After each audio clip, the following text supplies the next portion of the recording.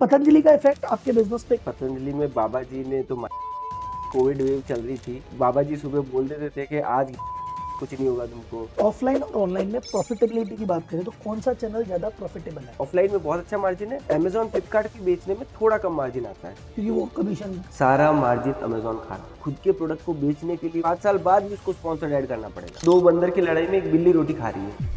आपकी सेल देख रहा था मैं पिछले 5 साल की, 2022 में 8 करोड़, 23 में 15 करोड़, 24 में 55 करोड़, 25 में 116 करोड़ और 26 में लगभग 200 करोड़, यानी फिर डबल। क्या राज है इसके पीछे? थोड़ा तो राज है कि भाई बहुत अच्छा है, नए नए प्रोडक्ट भी लॉन्च कर रहे हैं। डायबिक केयर में डायबिटीज के लिए एक प्रोडक्ट लॉन्च किया, फिर हमने लिवर के लिए लॉन्च कर दिया। सोनू सूद जी का आपने ब्रांड एम्बेसडर बनाया। जब कोविड वेव आई तो हमने देखा कि सूद सर इतनी लोगों की मदद कर रहे हैं। हमारा एक जीवन संजीवनी क्वाथ करके एक काढ़ा आता है, तो उनको भेज दिया था हमने। 1.5 महीने बाद उनका मैसेज आया, तुम्हारा प्रोडक्ट यूज कर रहा हूँ, बहुत अच्छे प्रोडक्ट है, अपन को साथ कुछ करना चाहिए इस पे। Ayurveda versus allopathy. Ayurveda doctors को प्रेशर नहीं है बहुत ज्यादा कि पैसा वसूल करना है। आयुर्वेद के नाम पे आयुर्वेद गमी, आयुर्वेदिक शॉट बहुत आ रहे हैं।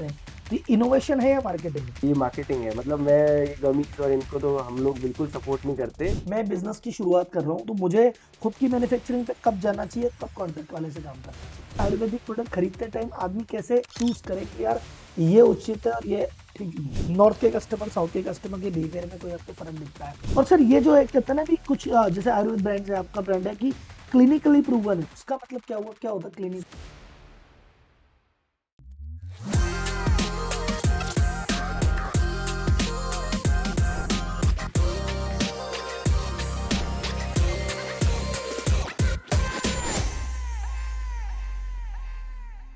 एक व्यापारी के सीईओ बनने की कहानी सुनाता हूं। 5 साल के सेल्स के फिगर सुनो। 2022 में सेल 8 करोड़, 23 में 15 करोड़ यानी डबल, 24 में 55 करोड़ यानी 3 गुना, 25 में भाई साहब फिर हो गई 120 करोड़ यानी फिर डबल, उसके बाद हुई 250 करोड़ फिर डबल, यानी 5 साल से हर साल डबल आ रहे हैं। 8 करोड़ से 250 करोड़ पे पहुंच गए। और ये व्यक्ति कोई दिल्ली, मुंबई, बैंगलोर, पुणे जैसे बड़े शहर में नहीं बैठा, ये आईआईटी, आईआईएम का बंदा नहीं है। इन्होंने अपने बिजनेस की शुरुआत की थी जीरो से, 10,000 रुपए की कैपिटल लगा के, और आज 350 करोड़ का बिजनेस खड़ा कर चुके हैं।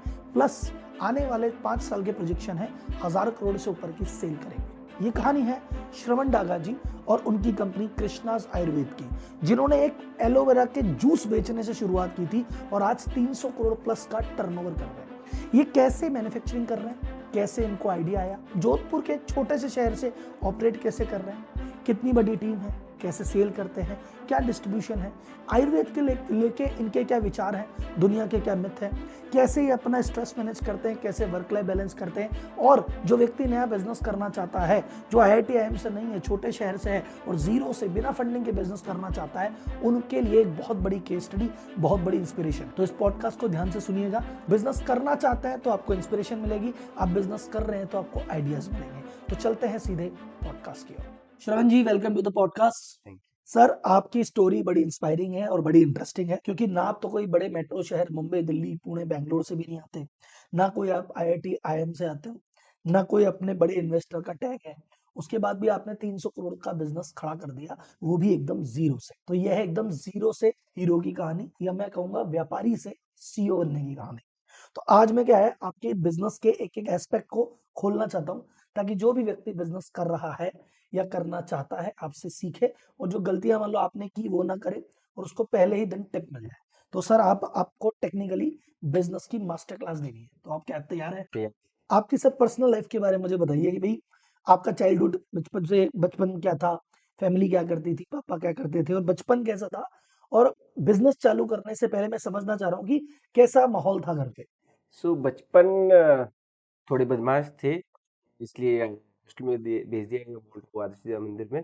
वहाँ पर हम मेरा 10th वहाँ पे हुआ, फिर 11th में हमें जोधपुर आया तो यहाँ डीपीएस में डाला। घर वालों ने 11th में फेल हो गए, ट्वेल्थ प्राइवेट दी और 60% बने, जहाँ मेरे भाइयों बहनों के 90-90%, क्योंकि मेरे अलावा सब सी है हाँ हाँ। घर में तो उनके 90% बन रहे थे और मेरे 60% एक प्राइवेट कॉलेज में बन गए, जहाँ 11th फेल था मैं। ठीक है। 1 महीने तक अखबार में फोटो भी आई, अच्छा। जो उनकी उनकी किसी की नहीं आई क्योंकि वो ऐड दे रहा था अपना कि देखो मैंने 11वीं के फेल को 12वीं 12वीं में में 60% दिला दिए। 11वीं फेल, निराश ना हो। हाँ, और मेरे दादाजी मेरी तारीफ बहुत करते थे कि फर्स्ट डिवीजन पास हुई हूँ मैं। हाँ, फर्स्ट डिवीजन पास हुई, ठीक है। आपके बिजनेस था, फैमिली बिजनेस था आपका, क्या हाँ, था? तो हमारे आयरन स्टील का ट्रेडिंग है, ठीक है। और वो पापा और चाचा मिलके करते थे। तो धीरे धीरे अभी तो ऑलमोस्ट कम हो गया, क्योंकि हमारी सारी जनरेशन हम आयुर्वेद में आ गए। हम्म। बाकी पहले ये स्टेब्लिश थी। तो सर जब ये आपका फैमिली बिजनेस था, तो एक होता है ना नॉर्मली बिजनेस में, या तो आदमी जॉब करता है, जैसे आपने कहा आपके जो फैमिली में सब थे सीए बने, तो वो सीए जॉब कर लिया, प्रैक्टिस कर ली, तो आप बिजनेस की तरफ नहीं आए, आपने फैमिली बिजनेस को क्यों नहीं चूज किया? सो सबसे बड़ा मैं ही हूँ घर में। तो ये था कि आयरन स्टील में ट्रेडिंग होती है, बेसिकली परचेज हम्म, करा सेल करा। तो ठीक है। बहुत काम करने के लिए कुछ नहीं था। हम्म। और थोड़ा सा मेरा शौक पर्सनली मैन्युफैक्चरिंग का था, तो उस चक्कर में सोचा कुछ मैन्युफैक्चरिंग का लेके करें। प्रैक्टिस नहीं करेंगे, और वो बोरिंग बिजनेस हो गया एक तरह से। हाँ, और उसमें मेरा काम भी नहीं था कोई, हाँ। मतलब अगर मैं वहां जाता तो भी मैं कुछ नहीं करता, कंट्रीब्यूट नहीं कर सकता था। हाँ, बस वो एक बार माल खरीदना था, एक बार बेचना था, पापा की कर हाँ रहे थे। हाँ, वो वापस ऐसा कर ही रहे थे। तो सर ये होता है कि भाई चलो ये पापा का वाला बिजनेस नहीं करना, हम कोई दूसरा बिजनेस करेंगे। हम्म। ये बिजनेस ही करना है, ये कब से मन में आया कि भाई ये होता है ना कि चलो जॉब कर लेते हैं, ये डिग्री कर लेंगे, फिर यहाँ जॉब पकड़ लेंगे जयपुर में, मुंबई में, दिल्ली में, कहीं भी, पर आपने कहा वहीं रहना है, बिजनेस करना है। बिजनेस का कीड़ा कैसे आया? तो अब बिजनेसमैन के घर में थे, तो जॉब वाला माहौल ही नहीं था हमको। अच्छा, तो परफेक्ट। ऐसे सोचा ही नहीं कभी। अच्छा कि भाई बिजनेस ही करना है, पिताजी हाँ ने बिजनेस किया, बिजनेस करेंगे। हाँ, मतलब ठीक है। तो सर बिजनेस में जैसे आयरन ट्रेडिंग नहीं करना, तो फिर क्या करना, ये कहाँ से आया? सो क्या हुआ था ना, आयरन ट्रेडिंग नहीं करना, लेकिन हमारी क्या जो ग्रुप था वो सब आयरन वाला था। हम्म। अब आयरन में अगर आप फाउंड्री लगाओ या कुछ ऐसा बिजनेस करो, तो उसके 2 करोड़ 5 करोड़ 10 करोड़ रुपए लगते थे। तो मैंने कहा ठीक है, किसी से बात करी तो पापा से बात करी। तो पापा ने बोला मेरे पास पैसे नहीं है, तुमको जो करना है ये ऐसे ही कर लो। तो फिर चाचा से बात करी, चाचा ने बोला देख, इसमें तो बहुत पैसे लग जाएंगे, अपन कुछ देखते हैं। तो और फूड बिजनेस देखते हैं, उसमें मार्जिन भी अच्छे होते हैं और हम्म। लागत भी कम लगती है। तो इतना अपना छोटे लेवल से शुरू हो जाएगा। हम्म। तो हम लोग एग्जीबिशन विजिट कर रहे थे, तो जयपुर में एक एग्जीबिशन थी। वहाँ हमको एक सरदार जी ने बहुत, मतलब पहले तो कुछ समझ नहीं, एग्जीबिशन से निकल रहे थे, लेकिन जब बाहर निकल रहे थे तो एक सरदार जी ने हमको पकड़ा। और हम पता नहीं, आई डोंट नो वो क्या बेच रहे थे, लेकिन उन्हें 1.5 घंटा एलोवेरा के बारे में बोला हम्म। कि ये फ्यूचर है, ये वो है। तो हम फिर वहां से वापस आए और पूरा मतलब मानस बना के आए कि अब एलोवेरा करना है। तो सरदार जी ने आपको कन्विंस किया उस बात की तरफ। हाँ, अभी सरदार जी से बातचीत होती है, मिले उस वो दिन के बाद उसके बाद दोबारा? देखा ही नहीं कभी। तो सर वो तो फिर कोई रूप में ही आए थे, हाँ। बता के चले। चलो अच्छा, एक और चीज है, आप बिजनेस के लिए दुनिया भर के आइडिया ढूंढ रहे हैं, तो एलोवेरा भी एक आइडिया था, और भी 4-5 आइडिया आए होंगे, तो 4-5 आइडिया में से होता ना कि यार ये क्यों फाइनल किया कि यार फिर इस तरफ आगे बढ़ते हैं, और 4 आइडिया भी होंगे, तो इसमें क्या आपको यूएसपी लगी, खूबी लगी कि यार इसमें आगे बढ़े? उस टाइम ज्यादा आइडिया सच बताऊं तो थे नहीं, एलोवेरा का ही उनने बताया, कन्विंस हो गए थे हम लोग। तो आते ही सीधा इसी के बारे में देखा, जानना शुरू किया। तो क्योंकि उनने उतना ज्यादा कन्विंस कर दिया था कि ये फ्यूचर है, और हमको भी लगा कि कुछ तो है, क्योंकि थोड़ा सा हम स्टडी कर रहे थे इसको। तो लगा कि कुछ ये अपना ट्रेडिशनल चीज है। जब हमने यहाँ आके बात करी, तो हमारे बीकानेर में इसकी सब्जी बना के खाते हैं लोग। लोग घुटनों पे लगा रहा है कोई, हम लोग हॉर्स राइडिंग करते थे तो हम भी अपने घोड़ों के घुटनों पे लगा रहे थे। तब पता पड़ा कि ये इतना ज़्यादा अच्छा पौधा है। अच्छा, तो उस समय मतलब यूज कर रहे थे, पर इसका ये यूज हो सकता है ये नहीं पता था। ये नहीं पता और था। मेरे हिसाब से एक और चीज है, आपका जो पैरामीटर था ना कि यार कॉस्टिंग कम लगनी चाहिए और मार्जिन अच्छा होना चाहिए, तो एलोवेरा में ये दोनों खूबियां भी थी शायद। अच्छा, और एक और चीज इंटरेस्टिंग, बिजनेस पे भी और आगे डीप में बात करूंगा, बट एक होता है कि आदमी हर छोटे शहर से बड़े शहर की तरफ भागता है। आपने जोधपुर में थे, जोधपुर में बिजनेस की सोची, फिर आपने जोधपुर में इसको स्टार्ट किया। एक आज के मन में कभी नहीं आया कि यार चल बन थोड़ा जयपुर बड़ा शहर है, वहां चले, या दिल्ली चले, मुंबई चले, जोधपुर आपने चुना, वो क्यों? क्योंकि बड़े शहर में बड़ी अपॉर्चुनिटी आती है, जोधपुर में कंपेरेटिवली अपॉर्चुनिटी थोड़ी कम होगी, देन वाई जोधपुर? सो यहाँ वहाँ स्टार्ट किया, और माल बेचने के लिए तो हम लोग हर शहर जाते ही थे। हम्म। लेकिन वहाँ हमको एक कंफर्ट था, हमारी घर था, हमारा जगह थी। तो एक अच्छी हेल्प में हमको फैमिली से ये मिली कि हमको जगह मिल गई काम करने के लिए। हम्म। तो जगह थी तो उसमें किराया नहीं लग रहा था। तो हम पैसा कमाए नहीं कमाए, ऐसा तो नहीं है कि महीने के एंड में कुछ भरना है। हम्म। वो था कि जो कमाया ठीक है, नहीं कमाया तो घर जैसे घर थे में। वैसे ही घर में ही है। तो दाल रोटी तो मिल रही है। हाँ। और बस यही था, बाहर जा, और बाहर जाने का विचार नहीं आया, क्योंकि रॉ मटेरियल सारा यहाँ का था। हमको जोधपुर के आसपास ही एलोवेरा मिल रहा था, और इससे रिलेटेड चीजें मिल रही थी। तो तो अगर मैं आयुर्वेद के बिजनेस की बात करूं, पहला स्टेप क्या था, पहला प्रोडक्ट क्या था, पहली सेल क्या थी? सो हमने जब शुरू किया था तो हमारे दिमाग में नहीं था कि आयुर्वेदिक की तरफ जाएगा। ठीक है। हमने लगा हम एक फूड जूस बेच रहे हैं, हेल्दी जूस बेच रहे हैं। अच्छा, अपने उस समय यही प्लान आया था कि एलोवेरा लो, हाँ, जूस बनाओ, बेच दो। हाँ, जूस ये था बनाओ बे पहला प्रोडक्ट यही था। हाँ, पहला प्रोडक्ट यही था, बहुत फ्यूचर प्लानिंग थी नहीं और मार्केट में डिमांड बन रही थी इसकी। तो हुँ, जब हम बना रहे थे ना, तो एलोवेरा यूएसए से आता था और हुँ, वहाँ वो 2500 रुपए की 1 लीटर की बॉटल बिकती थी। फॉरएवर लिविंग करके एक ब्रांड आता था। हुँ, लेकिन उसके बाद जब हमने देखा इतना महँगा बेच रहा है अपने यहाँ का एलोवेरा, अच्छा डेज़र्ट का एलोवेरा सबसे अच्छा माना गया है, तो हुँ, राजस्थान से तो बड़ा क्या डेज़र्ट है। तो फिर हमने भी उसी पे फ़ोकस करना शुरू किया और उसकी पैकेजिंग करी, कुछ लोगों को दिया, हमारे रिलेटिव्स को दिया। कड़वा बहुत था लेकिन हुँ। अच्छा मतलब फीडबैक मिला।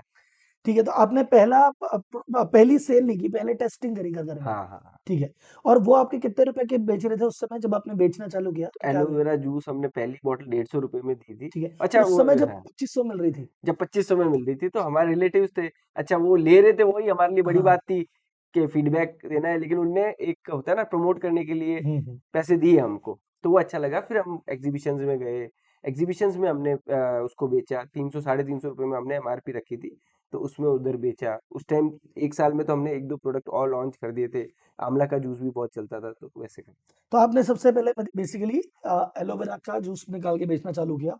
तो सर ये जूस जब निकाल के बेचते थे, फॉर एग्जांपल मैं इसको बिज़नेस को समझे, ये जो प्रोडक्ट है कि भई ये प्रोडक्ट यहाँ से खरीदेंगे, इसको यहाँ पे पैक होगा, ये यहाँ पे बिकेगा, ये इसके बेनिफिट हैं, ये इसमें सारी चीज़ें हैं। तो ये जो मार्केट की डोमेन नॉलेज कैसे आपने इकट्ठी की? बहुत प्लान तो नहीं था लेकिन सारा कुछ लोगों की पैकेजिंग पे देख के और अपनी पैकेजिंग पे कॉपी करने की भी कोशिश करी और थोड़ा सा समझा इसके बारे में। हुँ। तो बहुत मतलब बहुत रॉ था, थोड़ा हमने भी समझा इसके बारे में, वैसे बेचा मतलब। मतलब वो कहते हैं ना कि वो ठोकर खा के ठाकर बने हम। हाँ मतलब बहुत देखो अच्छा हाँ, नॉलेज नहीं था, हाँ, लेकिन हाँ। जैसे हमको बेसिक पता था कि एमआरपी लिखनी है, ये लिखना है, चार बेनिफिट लिखना है, तो वो हमने इधर उधर से लेके लिख दिया था। हमको ये पता था एलोवेरा चीज अच्छी है, पेट के लिए बहुत अच्छा है, लेकिन बहुत रिसर्च नहीं हुई थी। ठीक है। तो सर ये आपका रॉ मटेरियल कहाँ से लेते थे आप शुरुआत में? तो शुरुआत में उसकी भी अच्छी कहानी है। तो शुरुआत में ये रॉ मटेरियल एक हमारे से 50-60 किलोमीटर दूर एक खेत था, वहां से आता था। तो वो खुद उनके मालिक लेके आते थे हमारे लिए रॉ मटेरियल, और एक 300 किलो एलोवेरा अपनी गाड़ी जीप थी उनके पास, उसमें भर के लाते थे। लेकिन वही 6 महीने में उनका वो खत्म हो गया। तब हमारे लिए खत्म थोड़ी हो गया? वो उनने इतना ही फोकस करा था कि हाँ। ठीक है एलोवेरा मेरा बिक जाए, खत्म हो गया, अब मैं नहीं, अब मेरे को नहीं उगाना है। अच्छा, तो पता जो नहीं जो कुछ पुराना था वो बिक गया फिर उसके हाँ बाद? हाँ, तो उनने करा नहीं। ठीक है, फिर नेक्स्ट? फिर हमको लगा एलोवेरा कहाँ से खरीदे, हुँ, तो हमने अखबार में ऐड दिए कि हमको ग्वारपाठे की आवश्यकता है, तो आप अगर किसी के पास हो तो हमें संपर्क करें। हुँ। तब हमारे पास काफी लोग आए जिनकी बड़ी बड़ी फील्ड में एलोवेरा उगाया था, क्योंकि उस टाइम पतंजलि का भी एलोवेरा की बहुत डिमांड थी।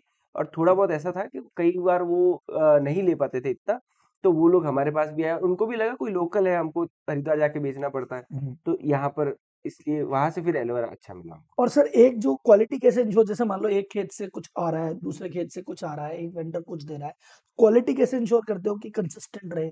आज की तारीख में तो सारे क्वालिटी पैरामीटर्स हमारे हैं। हम लोग अंदर उसके रॉ मटेरियल इनपुट होते ही बहुत सारे टेस्टिंग्स लगा देते हैं। हुँ, उस टाइम हम ज्यादातर उसको देखते थे, जब हमारा स्टार्ट था ना, तब हम उसको देखते थे कैसा है। अभी आप हम सब्जी मंडी में केला खरीदने जाते हैं, हुँ। तो हमको ये तो पता है कि सड़ा हुआ केला है कि कच्चा केला है कि ठीक है। सर तो मतलब अब पहले सिस्टम आ गया जैसे अब प्रॉपर। तो बहुत डीप सिस्टम से। सर पहला बड़ा ऑर्डर कौन-सा था? मतलब मैं अगर मैं पूछूँ कि फर्स्ट ईयर की सेल आपकी कितनी थी? और पहला बड़ा ऑर्डर कैसे मिला और कब आपको लगा कि यार अब ये जो एक तरह से साइड प्रोजेक्ट है, अभी तो बेसिकली ट्राई करके देख रहे हैं कि यार कुछ ले लिया, कुछ बना लिया, कुछ बिका, कुछ नहीं बिका। जब कब लगा कि यार भैया अब तो ये सीरियस बिज़नेस है, अब तो अपन सेट हो गए, अब यहाँ पे एक भविष्य दिख रहा है। ये कब लगा? पहला बड़ा ऑर्डर कौन-सा है? पहले हमने क्या ब्रांड तो डे वन से शुरू कर दिया था, ठीक लेकिन है। इतना जब आप रिटेल में बेचने जाते थे तो आपको कोई भाव नहीं देता था, क्योंकि रोज नए ब्रांड आते थे, तो किस किस को वो लोग जिसकी डिमांड है वही रखना चाहते थे। लेकिन ठीक है, हमने सोचा कि हमको और कुछ भी देखना चाहिए, हुँ, तो हमने क्या बल्क बेचना शुरू किया। कई जगह से हमको बल्क ऑर्डर्स मिल गए जो रीपैक करते थे हुँ, लोग। हुँ, हुँ। तो दिल्ली से, हैदराबाद से, वहां से बल्क ऑर्डर्स मिले। इवन नेपाल से बहुत बड़ा ऑर्डर मिला हमको। तो वहां से हमने मतलब उसको मतलब वो भी थर्ड पार्टी का था, तो उनके नाम से बना के हमको देना था। वहाँ हमको लगता है कि थोड़ा-सा हमने कुछ पहली बार इतना माल एक साथ बनाया, 1000 बॉटल बनाई है, तो वो बेची थी। पहले ईयर की सेल क्या थी सर लगभग? 10 लाख होगी ज़्यादा। ठीक है, अब तो ये डेली की हो गई, ज़्यादा हो गई। ठीक है, गुड। तो सर अभी आते हैं प्रोडक्ट्स पे, बात करते हैं अलग-अलग प्रोडक्ट्स पे। तो सबसे पहले आपका फर्स्ट प्रोडक्ट था एलोवेरा जूस। हाँ इसके बाद आपने कौन कौन से प्रोडक्ट लॉन्च किए और क्या क्या उसके पीछे लॉजिक था? एलोवेरा जूस हम जब मार्केट में दे रहे थे तो लोगों ने आंवला जूस भी मांगना शुरू किया, हम्म, तो हमने आंवला जूस लॉन्च कर दिया। कुछ लोगों ने बोला त्रिफला जूस भी लिया हो आप, तो हम्म, हमने त्रिफला जूस भी लॉन्च कर दिया। फिर कुछ लोगों ने बोला कि एलोवेरा का शैम्पू और ये सब लोग डिमांड करते हैं, तो आप वैसा कुछ ले आओ, तो हम एलोवेरा जेल बनाया, शैम्पू बनाया, फेस वॉश बनाया। ऐसे करके 7 प्रोडक्ट हो गए थे। ठीक है। तो एक और डिस्ट्रीब्यूटर के पास जाते थे तो एक प्रोडक्ट के बाद जाना वो उनका भी सपोर्ट मिल जाता था। तो जो 1000 रुपए का माल बिकने वाला था वो 3000 का हो जाता था, तो हमारे लिए भी फायदा था, खर्चा निकल जाता था। बकेट हो जाती थी कुल हाँ, मिला के। बकेट हो जाता। अभी सर कितनी कैटेगरी में है और कितने प्रोडक्ट है अपने पास? अब हम 170 से ज़्यादा प्रोडक्ट बनाते हैं, और जूसेस, चूर्ण, कुछ कॉस्मेटिक्स, और कुछ च्यवनप्राशन ली हम च्यवनप्राश भी बनाते हैं। हम्म, तो एक अच्छा प्रोडक्ट हमने बनाया, भारत का पहला बिना प्रिजर्वेटिव का च्यवनप्राश। अच्छा। तो काफ़ी अच्छा फीडबैक आ रहा है उसका। सर आपकी टॉप 3 कैटेगरी कौन सी है जिससे भाई आपकी सेल में ये टॉप 3 कैटेगरी है और टोटल सेल में कितना कंट्रीब्यूशन है उनका, अगर परसेंटेज में बात करें तो? हम आयुर्वेदिक जूसेस मैक्सिमम बेचते हैं, तो ठीक है। 90% आयुर्वेदिक जूस ही होता है। हम्म, फिर थोड़ा च्यवनप्राश और थोड़ा सा चूर्ण। ठीक है। और बाकी जो एफएमसीजी वाले प्रोडक्ट है वो थोड़े भी कंट्रीब्यूशन में कम है। हाँ, कॉस्मेटिक्स पे थोड़ा-सा फ़ोकस भी हमारा कम, क्योंकि हमको इस इधर मज़े बहुत आ रहे हैं। हाँ। हमारा जैसे अभी किसी ने डायबेटिक केयर लिया और जो रिज़ल्ट आता है, हम्म, उसके बाद जो उसकी हैप्पीनेस होती है और वो हमसे रिव्यू शेयर करता है। वो खुद अपने तरफ से 4 लोगों को बेचने की कोशिश करता है कि देखो मैंने एक नेचुरल प्रोडक्ट लिया और मेरा शुगर सॉल्व हो गया। तो उसके चक्कर में हमारा रिपीट बहुत अच्छा है, फीडबैक अच्छा आता है, और हमको जो टेस्टिमोनियल मिलता है वो हमको बहुत प्रमोट करते हैं। सर मैंने एक इंपॉर्टेंट क्वेश्चन नहीं पूछा, ये जो एलोवेरा जूस है इसके क्या क्या बेनिफिट है, क्या हेल्थ बेनिफिट्स है? सो एलोवेरा जूस बेसिकली एक सुपर फूड टाइप है। इसमें आपको एमिनो एसिड्स मिलेंगे, विटामिन है, मिनरल्स है, एक गट हेल्थ के लिए बहुत अच्छा है।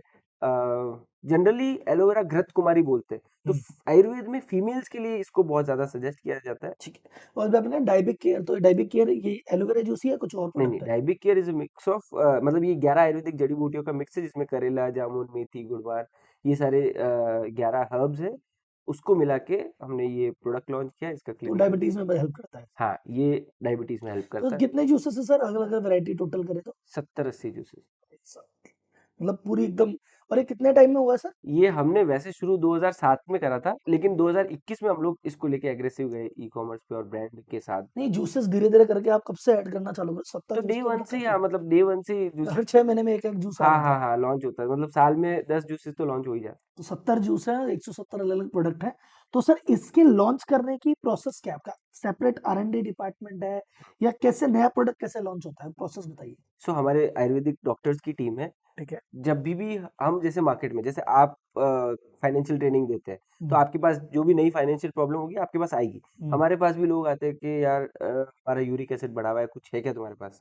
तो जब हमको लगता है कि नहीं, इसकी बहुत ज़्यादा डिमांड आ रही है, लोग पूछ रहे हैं इसके बारे में, तो हम उनको अप्रोच करते हैं कि सर कुछ सजेस्ट करो, ऐसे प्रॉब्लम है और ये है। तो डायबिक केयर, जब डायबिटीज़ की प्रॉब्लम थी तो डायबिक केयर का आया।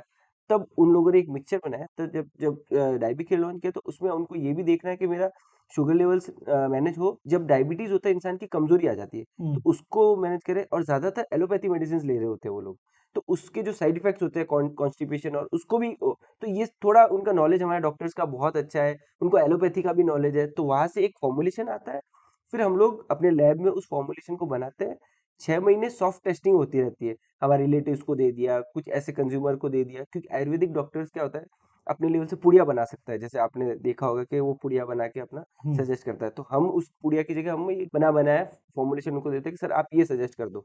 तो हमारी डॉक्टर्स हैं, वो सजेस्ट करते हैं, और अच्छा जब उनको ट्रस्ट होता है तभी वो सजेस्ट करते हैं। तो फीडबैक भी अच्छा आता है, तो हमको लगता है कि हाँ, अब सॉफ्ट चेक हो गया है, अब हम इसको अप्रूवल के लिए डालते हैं। हम लोग उसको आयुष से अप्रूवल लेते हैं, पूरा उसका पैकेजिंग करके, और उसको अराउंड 6-8 महीने का ये प्रोसेस होता है, उसमें वो लॉन्च हो जाता है। फिर वो साल भर तक स्लोली चलता रहता है, जब तक लग और जैसे जैसे लोगों का फीडबैक आता है, फिर हम उसकी स्केलिंग शुरू करते मतलब बेसिकली अगर मैं इसको समराइज करूँ तो नंबर 1, मार्केट से डिमांड आई कि यार इस चीज पे कुछ करो।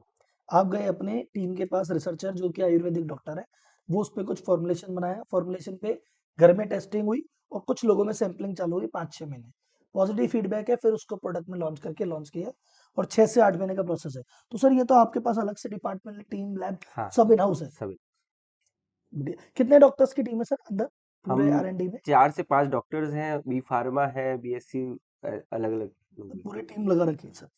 और सर ये जो है कहते हैं ना भी कुछ जैसे आयुर्वेद ब्रांड है, आपका ब्रांड है कि क्लिनिकली प्रूवन है, तो इसका मतलब क्या हुआ, क्या होता है सो क्लिनिकली? जनरली बोलते हैं कि आयुर्वेद साइंस बैक्ड नहीं है, हाँ। कि आपका तो आप क्या क्या प्रूफ है कि ये क्या तुम्हारा आयुर्वेदिक प्रोडक्ट काम करता है। तो हम्म। हमने क्लिनिकल ट्रायल्स कराए, जो सीटीआर आई द्वारा रजिस्टर्ड क्लिनिकल ट्रायल होते हैं गवर्नमेंट ऑफ इंडिया के द्वारा। तो उसमें हमने अपने डायबिक केयर को ऐसे लोगों को दिया जिनको शुगर हुई लेकिन उन्होंने एलोपैथी मेडिसिन स्टार्ट नहीं करी, और उन पे रिजल्ट देखा तो बहुत ही अच्छे रिजल्ट्स आए। और उसकी स्टडी की रिपोर्ट मैं आपको दूंगा, आप प्लीज अपने इसमें लिंक शेयर करना। ठीक है।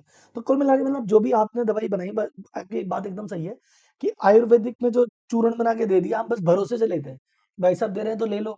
अब इसमें क्या है क्या नहीं है उसकी कोई रिपोर्टिंग नहीं है, तो आप उसकी क्लिनिकल रिपोर्ट कराते हैं। तो ये कोई गवर्नमेंट की एजेंसी है? सो रिसर्चर्स तो प्राइवेट होते हैं लेकिन गवर्नमेंट से अप्रूवल लेके स्टडीज होती है। ठीक है। तो कोई भी मिसहैप या कुछ भी हो जाए तो एवरीथिंग इज मतलब जो भी कंसर्न है वो गवर्नमेंट के पास जाती है, वहां से अप्रूवल होता है कि आप ये टेस्ट कर सकते हैं।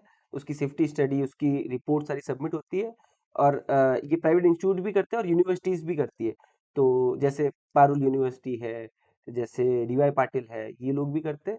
और हम लोग कुछ प्राइवेट रिसर्चर्स से भी करा, अच्छा, सारे प्रोडक्ट का करा रखा है आपने? हम लोग इसको फेज वाइज डालते रहते हैं ठीक है। क्योंकि ये बहुत महंगी होती है। 15 लाख 16 लाख रुपए एक प्रोडक्ट के क्लिनिकल ट्रायल पे लगे। हमको हम्म। पता है प्रोडक्ट अच्छा है लेकिन आपको प्रॉपर डॉक्यूमेंटेशन चाहिए। तो हम्म। जैसे जैसे आप अपना स्केल होता है प्रोडक्ट, हम लोग उसका सारा वैलिडेशन कराते रहते हैं। एक होता है सर एक्सट्रैक्ट बेस्ड प्रोडक्ट और एक होता है रोहब बेस्ड प्रोडक्ट, इसमें कोई डिफरेंस होता है? फिर रोहब तो हुआ कि रोहब ली, और एक होता है एक्सट्रैक्ट, तो इसमें क्या डिफरेंस हुआ मेन? मैं आपसे पूछूंगा या इसमें, प्लीज। आपने वो दूध पिया, पाउडर वाला दूध पाउडर वाला दूध, हाँ जो मतलब। पानी में घोल के मिलाते हाँ, वो कभी शताब्दी वगैरह राजधानी वगैरह पे जाते हैं? हैं तो हाँ, वहाँ और होता है। आपने देसी दूध जो गाय का दूध पिया है, तो हाँ हाँ। आपको क्या फर्क लगा? सब वही जमीन है। आसमान का ही फर्क है बस। तो वही एक्सट्रैक्ट में और अपने रॉ हर्ब में है। तो जैसे मैं बताता हूँ, चाय भी रेडीमेड आ गई। अब ठीक हम है। लोग चाहते हैं कि प्रॉपर चाय में अदरक मसाला सब बन के प्रॉपर वो चाय, फ्रेश चाय बना के हम लोग पिए। और एक हो गया कि हमने कोई रेडीमेड, वो आजकल चाय पाउडर आते हैं, हम्म। मैं ब्रांड का नाम नहीं लूंगा, लेकिन उसको पानी में घोल के लिया। तो वही फर्क है। हम लोग आंवला लेंगे तो फ्रेश आंवला लेंगे। हम्म। अभी आंवला का एक्सट्रैक्ट भी मिलता है मार्केट में, और बहुत ज्यादा धांधली चल रही है। जनरली आप देखोगे, अगर आप मिर्ची का पाउडर ले रहे हो, हल्दी का पाउडर ले रहे हो, मिक्सिंग के कितने चांसेस है, हम्म। और आप ट्रैक नहीं कर सकते। तो हमारा यही है कि हम लोग खुद जड़ी बूटी लेंगे, खुद उसको पीसेंगे, उसका क्यूसी हम इनहाउस पूरा करते हैं। सबसे बड़ी बात है कि आपकी जो जड़ी बूटी आ रही है, आपका रॉ मटेरियल आ रहा है, वो सब बहुत अच्छा होना चाहिए। अगर वो अच्छा नहीं हुआ, पूरी मेडिसिन की आपकी बैंड बच जाएगी। हम्म। तो हमारा आंवला हैंड पिक्ड आंवला है, उसको लिया, उसमें कोई भी माइक्रोब्स नहीं है, उसका माइक्रोबायोलॉजी हो गई, उसके लिए हमको टीएलसी करनी है, वो हो गई। उसके बाद हमने उसको प्रोडक्शन में लिया, तो एक बहुत अच्छा प्रोडक्ट निकल के आता है और आपका बहुत कंट्रोल रहता है। अभी एक्सट्रैक्ट ले लिया कि ये आजकल, तो मैं आपको बता दूं, अश्वगंधा का एक्सट्रैक्ट आपको अश्वगंधा रॉ हर्ब से सस्ता मिल जाएगा मार्केट में। क्या कहानी चल रही है, और उसमें परसेंटेज से भी बिक रहा है कई बार। तो देखो, अच्छे बुरे काम करने वाले सब लोग अब हैं। सर उसमें एक चीज है, जैसे आपने कहा भी, एक तो आंवला आपने लिया और आंवले का जूस बनाया वन, और एक आंवले का एक्स्ट्रा लिया और पानी मिला के जूस बना दिया। अब दोनों में जो अनजान आदमी है उसके लिए तो दोनों बराबर है, पर जब आप ओरिजिनल आंवला ले रहे हो तो आपके महंगा पड़ता होगा थोड़ा। महंगा पड़ता है। महंगा पड़ता है, तो प्राइसिंग में कैसे उसको मैनेज करते हो? जैसे आपकी बोतल मान लो, मुझे नहीं पता प्राइस क्या है, मतलब आपकी आंवला की जूस की बोतल आ रही है 300 रुपए की, अब एक्सट्रैक्ट वाला तो 250 की भी टिका देगा, तो हाँ, वो उससे सही। कैसे फाइट करते हो? वो तो कस्टमर को बताना पड़ता है। हमारे सैंपल्स होते हैं, हम लोगों को टेस्ट कराते हैं कि आप ये वाला आंवला जूस पियो, आप हमारा आंवला जूस पियो, कितना फर्क है। ऐसे बहुत टेस्टिंग एग्जीबिशंस में सबसे ज्यादा काम ही यही करते हैं। हम हम्म। लोग भर के रख देते हैं एक बीकर, उसमें लोगों को टेस्टिंग कराते हैं कि लोग हमारा आंवला जूस पीते हैं। तो जो आंवला खाने के बाद जो मीठा टेस्ट आता है, और वो, तो वो फीलिंग आती है कि मैंने प्योर आंवला खाया है। हाँ तो हाँ। अपने आप वो कन्विंस हो जाता ठीक है। तो कन्विंसिंग वाला गेम है, लेकिन ये तो एग्जीबिशन में हो गया, ऑनलाइन बंदा कैसे कन्विंस होगा? है। तो हम अपने क्योंकि फैक्ट्री कई से तो भी, प्राइसिंग देखते हैं ना ऑनलाइन, भाई मैं तो सस्ता है, 300 मांग रहे हैं तो 250 दे रहा है, कुछ गड़बड़ है क्या?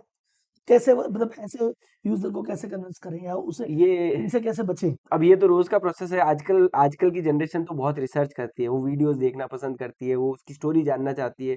तो हम लोग हर जगह अपनी स्टोरी बताते हैं कि कैसे हमने ये बनाया है। तो उसमें हमको थोड़ा सा, मेरे को लगता है कि, हम्म। और सोशल मीडिया के कारण हमको बहुत ज्यादा बताना है। पहले हम एग्जीबिशन में जाते थे, बहुत लिमिटेड ऑडियंस रीच होती थी। आज मैं भी अपने सोशल मीडिया पे आके सीधा बता देता हूँ कि हमने क्या किया है, कैसे किया है, दूसरे क्या कर रहे हैं।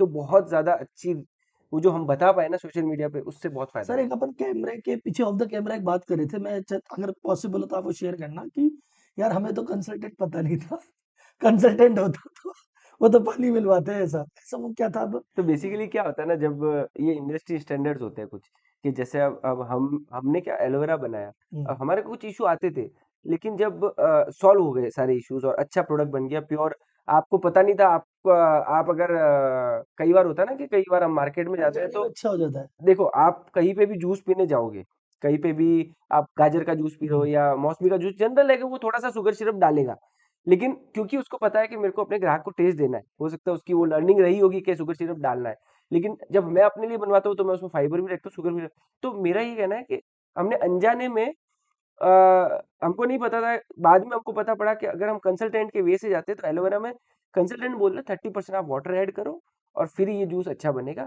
और हमने अनजाने में वो प्योर बना दिया, तो उसके बाद वो प्योर की आदत पड़ गई लोगों को, तो अब हमारे को कस्टमर शिकायत करता था, अगर कभी हमारा प्रोडक्ट कड़वा कम हो जाता ना, हाँ तो बोलता है कि तुमने पानी मिलाना शुरू कर दिया क्या। भाई, कहना मैंने स्टैंडर्ड है कि 30% पानी मिलाओ, तब जाके आपकी कॉस्टिंग बैठेगी, तब जाके टेस्ट बैठेगा।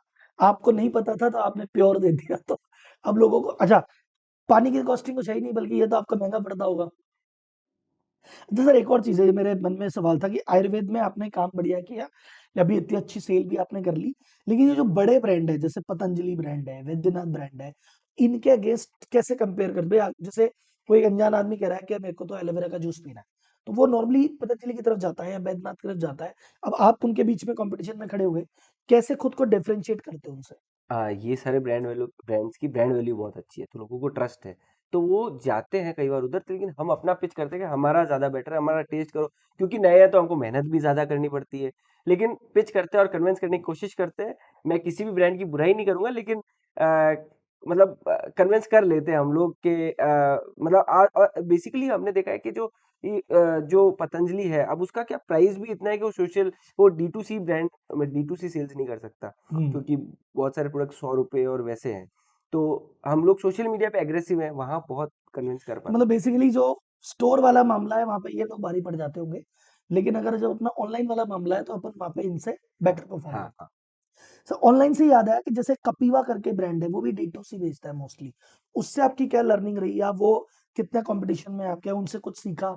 सो कपिवा बेसिकली शिलाजीत फोकस ज़्यादा है, हम्म, तो और हम लोग जूसेस फोकस ज़्यादा है, तो हम ज़्यादा जूसेस में काम करते हैं, उनका भी जूस है, तो पहले हमारा साथ में कोलेब्रेशन भी था, लेकिन अभी वो अपना करते हैं, हम अपना करते हैं, लेकिन हमारा जूसेस ज़्यादा स्ट्रांग है, और हमने उनकी जर्नी से सीखा है कि उनने बहुत टाइम पे वो ऑनलाइन चले गए थे और अच्छा ऑनलाइन में स्किल करने की कोशिश करी, तो हम भी ऑनलाइन में उनसे काफ़ी सीखा हमने, और अब हम अच्छा स्किल कर रहे हैं। अब सर आपके एक और कंपटीशन की बात करते हैं। अभी तो हमने वैद्यनाथ की बात की, कपिवा की बात की, हिमालय का जो मॉडल है, हिमालय ने खुद को कैसे पोजीशन किया कि साइंस बैक, कि हमारे वैदिक प्रोडक्ट है पर हम तो साइंस बैक करते हैं, ऐसी हिमालय की पोजीशनिंग है।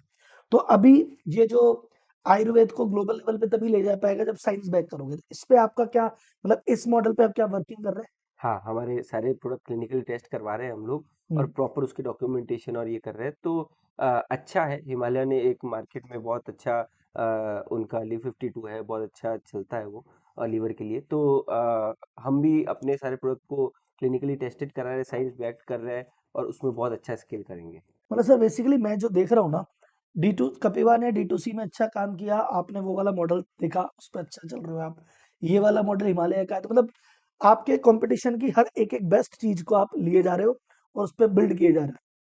अमेजिंग। सर, पतंजलि का इफेक्ट आपके बिजनेस पे क्या रहा? जैसे पतंजलि ने जब आया, तो इसका एक प्लस तो ये है कि इसने आयुर्वेद को बहुत फेमस कर दिया, जो नहीं जानता था वो भी जानने लग गया, एलोवेरा जूस पीना चाहिए, ये होना चाहिए। लेकिन इसने आने के बाद से कॉस्टिंग बहुत एकदम कम कर दी, क्योंकि इतने मास लेवल पे करते हैं तो सस्ता एकदम बहुत कर दिया, मार्जिन पे प्रेशर डाल दिया। इसको कैसे देखते हैं आप, प्लस के माइनस? मैं तो पॉजिटिव लूंगा, क्योंकि पतंजलि में बाबा जी ने तो मार्केट बनाया हमारा, हम्म, तो जिस दिन कोविड वेव चल रही थी, तो बाबा जी सुबह बोल देते थे कि आज गिलोय का जूस पियो, कुछ नहीं होगा तुमको, हाँ, तो जो जो गिलोय का जूस मार्केट में सब उठ जाता था, सारा खत्म हो जाता था, तो मतलब गिलोय बाबा का जी। जूस भी आपके पास है? हाँ, गिलोय गिलोय तुलसी, इतने 60-70 जूसेस में सारे जूस कवर हो जाते हैं, तो मतलब सबसे ज्यादा हाईएस्ट रेंज ऑफ जूसेस हम ही बनाते हैं इंडिया में, अच्छा, हमेशा पतंजलि का, और जो भी आयुर्वेदिक ब्रांड्स है उनका सपोर्ट रहा मार्केट को बड़ा करने में, तो हमारे लिए वो पॉजिटिव है। अब देखो, प्राइस गेम, सब अपना अपना प्राइस गेम है, हम्म, तो वो उसका फर्क नहीं पड़ता। जब आप क्वालिटी प्रोडक्ट लेके जब मार्केट में जाते हो तो एक टाइम तक प्रॉब्लम आती है, लेकिन उसके बाद जब आपको पता पड़ जाता है कि मेरे को कस्टमर को कैसे कन्विंस करना है, फिर वो प्रॉब्लम नहीं कस्टमर रहती। को अगर मैं क्वालिटी समझ आ गई, जैसे मान लो मैं कोई नॉर्मल आलमंड का जूस पी रहा हूँ 200 का, और आपने कहा कि ये वाला प्योर, मैं कहा अच्छा तो है, अब आप 250 मांगोगे तो मैं 50 रुपए ऊपर दे दूंगा। सर कंपेरेटिवली अगर बाजार की कंपैरिजन में जाए तो आपके प्रोडक्ट के प्राइसेस ज्यादा हायर साइड पे है, लोअर साइड पे है, या एवरेज है? हम अपनी वैल्यू की प्राइस मांगते हैं। अगर हम्म। हमने भारत का पहला बिना प्रिजर्वेटिव का च्यवनप्राश बनाया तो हम उसकी कॉस्ट मांगते हैं। हमारा आधा किलो 450 रुपए का है। जनरली 1 किलो 450 रुपए में सारे हम्म। ब्रांड्स या 350 400 रुपए में बेच देते हैं। लेकिन अगर आप देसी गाय का घी डालोगे, आप काले तिल का तेल डालोगे, आप प्रॉपरली उसको कुक करोगे। वंश लोचन के बारे में मैं बताता हूँ। हम्म। आपने खाया बचपन में वो व्हाइट कलर के दाने होते हैं वंश लोचन? तो वो एक्चुअली नहीं है, वो सिलिका है। तो अच्छा। एक्चुअल वंश लोचन है 1700 रुपए किलो, जो आज इम्पोर्ट हो रहा है। तो हम्म। वो वाला वंशलोचन हम प्रयोग करते हैं। तो हर्ब्स में बहुत खेल हो रहा है। सस्ती हर्ब्स मिल रही है, लो क्वालिटी हर्ब्स मिल रही है। उसको हम लोग बहुत फोकस रखते हैं कि हमारा रॉ मटेरियल इतना अच्छा हो। मैंने आपको इससे पहले बताया कि मेरा हैंड पिक्ड आंवला है। हैंड पिक्ड आंवला है तो अपने आप में वो जमीन पे गिरा नहीं है, तो उसमें माइक्रोबायोलॉजी जो उसके इस पे सरफेस पे जब दाग लग जाता है तो बहुत सारे माइक्रोब्स आ जाते हैं उसमें, तो हम्म। वो नहीं आते। बहुत सारी छोटी छोटी चीजें हैं जो मतलब बेसिकली क्वालिटी ऑफ जो रॉ मटेरियल है, दैट इज योर मेन हाँ, फोकस। तो उसके लिए प्राइस महंगा भी है तो मतलब बिक ही रहा होगा। अच्छा, रेस्पॉन्स आ रहा भी अच्छा उसका बहुत च्यवनप्राश अच्छा का, है। हाँ, क्योंकि आप डबल रेट पे बेच रहे हो तो भी अगर बिक रहा है तो मतलब और आज भी प्रोडक्ट बिक रहा बोल है, रहा होगा। गर्मियों में भी बिक रहा है। And same goes with juices. हाँ, same goes with juice. Sir इन प्रोडक्ट्स का मार्केट कितना बड़ा होता है आपको फ्यूचर में दिखता है कि जूसेस का भी जो भी मार्केट है, ओवरऑल मार्केट साइज क्या है इंडिया में, और आगे क्या लगता है वो कितना बढ़ेगा? मैं इस जूसेस के मार्केट की बात नहीं करूंगा, मैं हम्म। प्रॉब्लम के मार्केट की बात करूँ, क्योंकि ठीक हम है। तो प्रॉब्लम सॉल्विंग प्रोडक्ट बना रहे हैं। तो अब डायबिटीज है, डायबिक केयर बनाया हमने, तो अब डायबिटीज इज बिग, बहुत बड़ा मार्केट है। अच्छा, सॉल्यूशन क्या है? एक एक एलोपैथी मेडिसिन है जो हम लोग ले रहे हैं, जो बढ़ती जाएगी। तो आज अगर मेरे को डायबिटीज हुई और अगर मैं आज मेडिसिन शुरू करूंगा तो मैं आज एक ले रहा हूँ, आज से 4 साल बाद दो ले रहा हूँ, थोड़ी देर बाद इंसुलिन लगा रहा हूँ, और साथ में मेरे थोड़ा सा अदर इश्यूज आ रहे होंगे। हम्म। तो हम लोग इसको लेके चलते हैं कि ये मार्केट कितना बड़ा है, कोलेस्ट्रॉल का मार्केट कितना बड़ा है, लीवर का मार्केट कितना बड़ा है। मतलब लोग अब जितना जोमेटो बढ़ रहा है उतना हमारा जूस बढ़ेगा, तो क्योंकि लोग बेसिकली उल्टा आप सीधा ऐसा, खा रहे हैं। हाँ, तो जोमेटो आपका बिजनेस बढ़ा रहा है कुल मिला के, जोमेटो स्विगी, कि तुम बाहर खाते जाओ और हमारे पास आते जाओ। मैं जो हाँ, प्रॉब्लम का मार्केट बोला फॉर एग्जांपल कि डायबिटिक का इतना बड़ा मार्केट है, हम तो उसमें सॉल्व कर रहे हैं, तो फिर तो आपका कंपटीशन में एलोपैथी भी आ गया एक तरह से। आएगा। तो आएगा तो एलोपैथी के कंपटीशन में भी है। गुड। इसीलिए हम साइंस पे एक बहुत एग्रेसिवली जा रहे हैं। ठीक है। ऑपरेशंस में आपकी खुद की मैन्युफैक्चरिंग है, कॉन्ट्रैक्ट मैन्युफैक्चरिंग है? हमारी खुद की मैन्युफैक्चरिंग, हमारी 2 यूनिट्स है, दोनों हम्म। खुद की यूनिट्स है, और 100% इन हाउस मैन्युफैक्चरिंग। तो सर कॉन्ट्रैक्ट मैन्युफैक्चरिंग क्यों नहीं? मोस्ट ऑफ द लोग यही कहते हैं कि एसेट लाइट रहो, आपने एसेट हैवी रहे। तो इसमें थोड़े से हम आप समझो कि शक्की लोग या वैसे लोग क्या कहेंगे, इसका एग्जैक्ट वर्ड नहीं मिल रहा, लेकिन जब हम पाउडर पिसा हुआ नहीं लेते हाँ तो हाँ बाहर से तो बना हुआ कैसे ही लेंगे। तो वो वाली कहानी है। ठीक है भाई, वो भरोसा नहीं रहा। हाँ, बाजार में हमने ऐसी ऐसी चीजें देख ली है कि अब भरोसा अब नहीं है। भरोसा नहीं है। वो वंश लोचन का सही बात है, मेरे को जहाँ तक मुझे पता नहीं है कि किसका क्या यूज है, पर मैंने खुद ने तो नहीं खाया बचपन में। किसी ने खाया था वो जो ऐसे कहते हैं सुपारी की जिसकी आदत लग जाती है, वो छुड़ाने के लिए वंश लोचन मिट्टी की खाते हैं। आदत लग जाती अच्छा, मिट्टी की आदत है। लग हाँ, जाती है, वंश लोचन का ये, अच्छा यार ये सुपारी खाता है, मिट्टी खाता है, उसको वंश लोचन खिला दो, हाँ, आदत छोटे छूट बच्चे जाएगी। मिट्टी खाते हैं तब जनरली वंशलोचन देते हैं, और कैल्शियम के लिए होता है बेसिकली वो। लेकिन ओरिजिनल वंशलोचन बिल्कुल अलग है आयुर्वेद में, और वो जो बिक रहा है ना, हम्म। वो सिंथेटिक है। मतलब किसी के नाम से कुछ भी बिक रहा है वैसा। तो सर अच्छा, एज अ बिजनेसमैन मेरे को आइडिया दो कि मैं बिजनेस की शुरुआत कर रहा हूँ, तो मुझे खुद की मैन्युफैक्चरिंग पे कब जाना चाहिए और कब कॉन्ट्रैक्ट वाले से काम करना चाहिए? अभी जनरली तो हम देख रहे हैं लोग कॉन्ट्रैक्ट मैन्युफैक्चरिंग ही कर रहे हैं और इमीडिएटली ब्रांड लॉन्च करते हैं और सब होता है। क्योंकि डी लेकिन टू सी का तो गेम ही इंडिया में ये है कि हाँ, 90% लोग खुद की करते ही नहीं, वो तो सिर्फ वेबसाइट मेंटेन करते हैं और ऐड चलाते हैं, दो चीज आती है इनको, हाँ, बना कहीं और रहा है, भेज कोई और रहा है, हमारा तो ऐड चलाना है बस। देखो इसमें सर दोनों फायदे हैं। अगर हम्म। आपको बनाना नहीं आता, जैसे हम मैं तो आयुर्वेद की बात नहीं करता हूँ, अगर आपको फेस वॉश लॉन्च करना है और कोई अच्छा बना के दे रहा है तो आपने लेके लॉन्च कर दिया। आज की तारीख में अगर आपको धंधा करना है तो मेरे को लगता है थर्ड पार्टी भी लेके कर सकते हो, लेकिन वो प्रोडक्ट कैसा है, उसमें कितनी आपका इन्वॉल्वमेंट जरूरी है, उस पर डिपेंड करेगा क्या आपका पाथ होना चाहिए। लेकिन वो मतलब वही है, वो प्रोडक्ट टू प्रोडक्ट डिसाइड है। मेरे लिए मैन्युफैक्चरिंग बहुत ज्यादा जरूरी थी क्योंकि मैं आयुर्वेद में हूँ। हम्म। तो मेरे लिए खुद की कंट्रोल, खुद की मैन्युफैक्चरिंग बहुत ज़रूरी है। कैपेसिटी अपनी दोनों फैक्ट्री की मिला के भी कितना, मतलब कितने बोतल या कितना किलो लीटर अपना जूस निकाल सकते हैं, या और कुछ भी ओवरऑल? सो आज हम 35,000 लीटर मतलब 35,000 बॉटल रोज बनाते हैं और 40-45,000 हम आराम से बना सकते हैं। और ऐसे ही च्यवनप्राश का भी हम 1,000 किलो रोज बना सकते हैं। तो ये है। सर अब आते हैं डिस्ट्रीब्यूशन के ऊपर। Let's come to distribution. आपके सेल्स के मेजर चैनल क्या है? अगर मैं डिस्ट्रीब्यूट करूं कि 100 रुपए की जो आपकी सेल होती है उसमें से कितनी सेल कहाँ कहाँ से आती है? सो 100 रुपए की सेल होती है, उसमें 10 से 15 रुपए की सेल ऑफलाइन आती है। ठीक है। और 80% सेल 80-85% सेल में से 60-65% सेल हमारी खुद की वेबसाइट से आती है और बची हुई सेल मार्केट प्लेस से आती है। 30% सेल। मतलब मेजोरिटी आपका हो गया कि खुद की वेबसाइट से आती है, लगभग 60 के आसपास मान लूं, और 30 के आसपास मान लूं मैं मार्केट प्लेस, और 10 के आसपास मान लूं मैं ऑफलाइन रेशियो से। ठीक है। इसमें से B2B B2C का रेशियो, B2B है इसमें? अभी नहीं है अभी। B2B नहीं है, 100% B2C हाँ। है। सर ऑफलाइन और ऑनलाइन में प्रॉफिटेबिलिटी की बात करें तो कौन सा चैनल ज्यादा प्रॉफिटेबल है? हाथ में मार्जिन किस में ज्यादा बचता है? सो अभी देखो, ऑफलाइन में हम कुछ अलग एक्टिविटी नहीं कर रहे सेल्स करने हम्म, के लिए। जो ऑनलाइन ऐड करते हैं वहां से सेल भी आती है। तो हम लोग इसको पूरा एक कंप्लीट वो देख रहे हैं कि ऐसे तो ऑफलाइन में बहुत बच रहा है, लेकिन ऐड तो ऑनलाइन का कंट्रीब्यूशन तो है ही, उसका भी है कि ऑफलाइन हम्म, में अवेयरनेस हुई है तब वो बिक रहा है हम्म। ऑफलाइन में माल। तो वैसे देखा जाए तो ऑफलाइन में बहुत अच्छा मार्जिन है, ऑनलाइन में भी अच्छा मार्जिन है। अमेजोन फ्लिपकार्ट के बेचने में थोड़ा कम मार्जिन आता है, क्योंकि वो कमीशन काफी चल कमीशन जाता है। वो चला जाता है। और इसके अलावा क्या होता है ना, हमारी बहुत डिपेंडेंसी हमने डे 1 से D2C पे इसलिए रखी क्योंकि मार्जिन, कस्टमर हमारा रिपीट बहुत अच्छा है क्योंकि प्रोडक्ट में दम है। हम्म। तो इसके चक्कर में हमको D2C पे मार्जिन अच्छा मिल जाता है रिपीट के कारण। तो आज हम जिंदा है बिना फंडिंग के। सर सेम प्रोडक्ट में जो डिफरेंट चैनल पे प्राइसिंग डिफरेंट होती है, प्राइस सेम होता है? नहीं, मतलब अगर मैं आपका जूस ले रहा हूँ आपकी वेबसाइट पे, और मैं ले रहा हूँ अमेजन पे, और मैं ले रहा हूँ दुकान से, तो मेरे लिए प्राइस सेम है या डिफरेंट है? कृष्णाज आयुर्वेदा के आप कोई भी प्रोडक्ट कहीं से भी ले हो, आपको एक ही प्राइस मिलेगा। तो हमने ये कभी ऑफलाइन ऑनलाइन, क्योंकि हमने देखा कई सारे ब्रांड जिनने ऑनलाइन 40-40% डिस्काउंट देते हैं, केसर फ्री दे देते हैं, हम्म, ऐसा कुछ करते हैं। और वही मार्जिन जब ऑफलाइन रिटेलर को देना होता है सिर्फ 20% मार्जिन दे रहे हैं उनको, जबकि 40% ऑनलाइन मिल रहा है तुम्हारे। तो हम्म। कस्टमर ने बकायदा, मेरे भी घर में मेरी वाइफ ने भी कभी एक ब्रांड का प्रोडक्ट खरीदा और रिटेलर को जाके बहुत सुनाया, क्योंकि उसने 40% तो ऑनलाइन मिल रहा है और कस्टमर रिटेलर ने तो पूरा रेट लिया। हम्म, अच्छा, और रिटेलर भी बेचारा क्या करे, उसका 20% मार्जिन ही था उसमें। तो हम्म। वो तो 20% कमाएगा ना अपना। तो हमने ये कभी नहीं आने दिया अपने।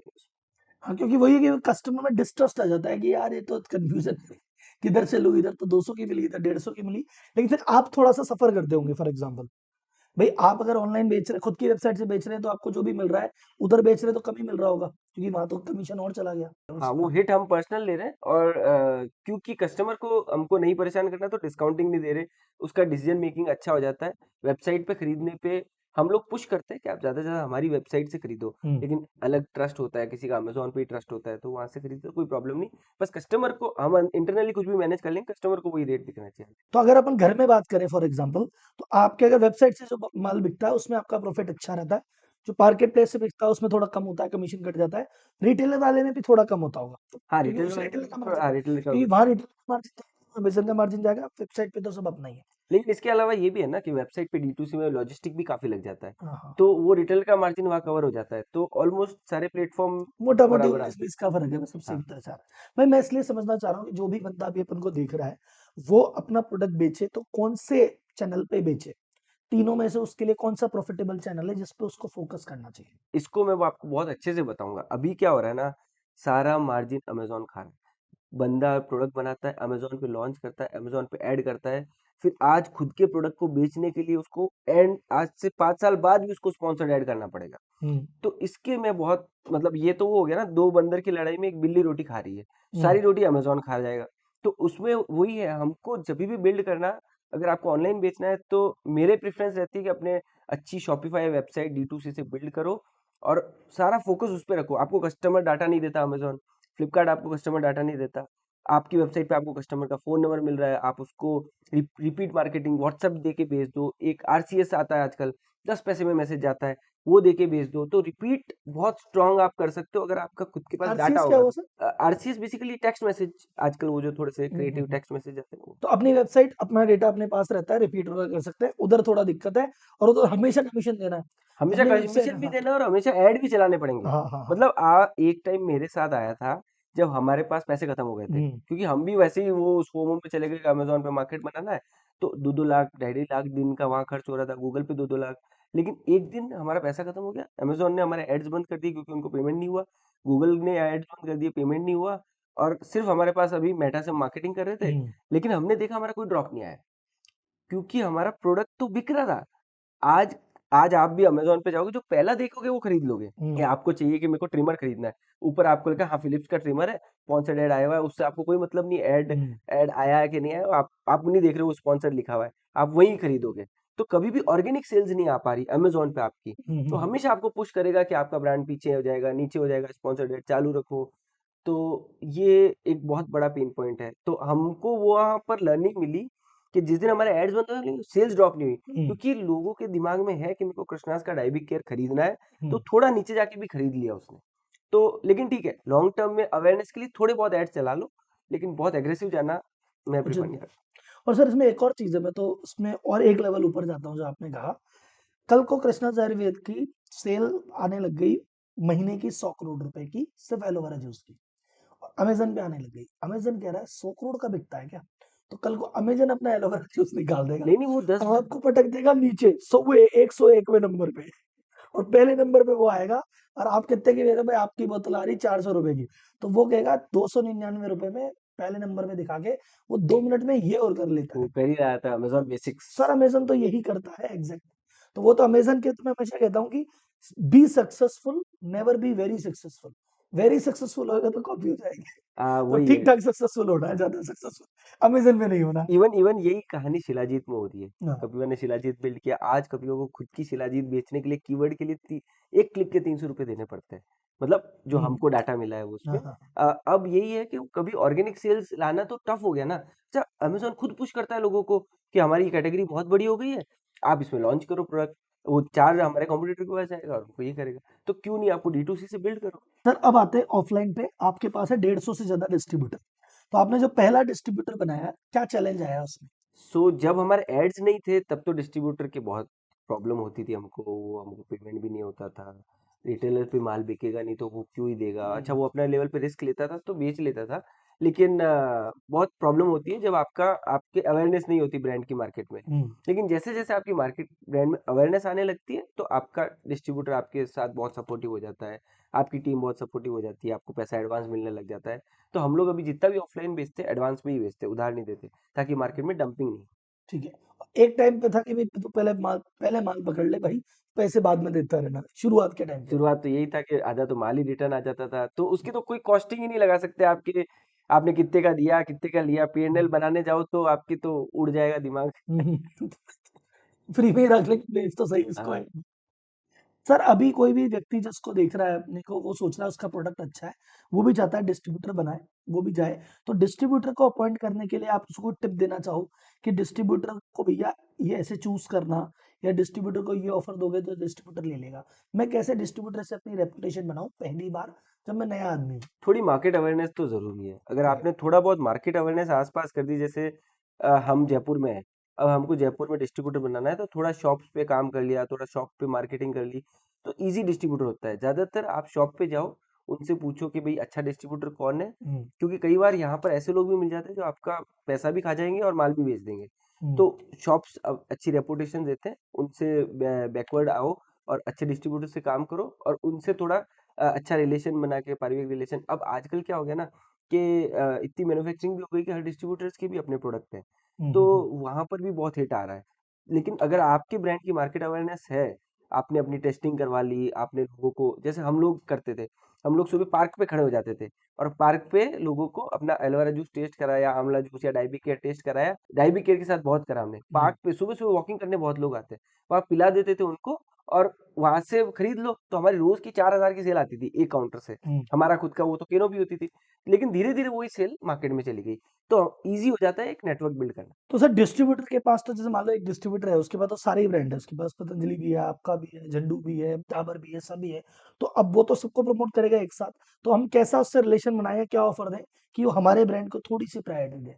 प्रायोरिटी देखो, धंधा है तो मार्जिन तो है ही कि आपके हाँ, मार्जिन अच्छे होने चाहिए। तो मार्जिन अच्छा दोगे तो प्रायोरिटी दे देगा तो आपको। वैसे भी प्रायोरिटी मिल जाएगी, आपके रिलेशन, आपकी प्रोडक्ट क्वालिटी अच्छी होनी चाहिए, उसको भी ठीक है। बेच के प्राउड आना चाहिए कि मैंने एक अच्छा प्रोडक्ट बेचा है और रिपीट डिमांड आई है। ठीक है सर। सर एक चीज है जो भी आपने कहा, वेबसाइट और मार्केट प्लेस, तो अगर कोई नया बच्चा चालू कर रहा है, नया बिजनेसमैन चालू कर रहा है, तो वो मार्केट प्लेस पे जाए कि नहीं जाए? नहीं, जाना चाहिए। जाना चाहिए ना? बेचने की तो कोई भी जगह नहीं छोड़नी चाहिए। लेकिन फिर उसके फिर वो आपने कहा ना कि थोड़ा सा एडवांटेज, तो वहां पे ये ध्यान रखें कि प्रमोशन एड पे बहुत ज्यादा ना करें, लिमिटेड लेवल पे करें और अपनी वेबसाइट भी लॉन्च करें। हाँ, ब्रांड हमेशा अपनी वेबसाइट पे बिल्ड कीजिए, अपनी D2C पे बिल्ड कीजिए। आपने ऐड चलाया है, तो बंदा ऑफलाइन भी खरीद सकता है, ऑनलाइन भी खरीद सकता है, इससे भी खरीद सकता है, अमेज़न से, फ्लिपकार्ट से, मीशो से। आजकल तो जहाँ उसको सही रेट और ईज़ी मिलेगा, वो वहाँ से खरीद लेगा।